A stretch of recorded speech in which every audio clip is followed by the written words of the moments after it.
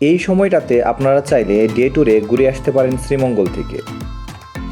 শ্রীমঙ্গলের কথা মাথায় আসলেই সবার আগে পাহাড়ের গা ঘেঁষে বেড়ে ওঠা দুর্দান্ত সব চা বাগানের চিত্র চোখে ভেসে ওঠে।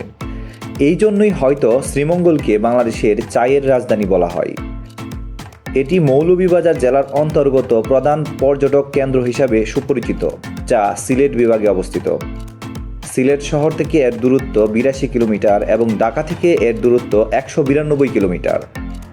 বাসে গিয়ে একদিনে শ্রীমঙ্গল ঘুরে আসতে চাইলে ঢাকার সায়দাবাদ বাসস্ট্যান্ড থেকে রাত ১১টা থেকে ১২টার মধ্যে শ্রীমঙ্গলের উদ্দেশ্যে রওনা দিতে হবে।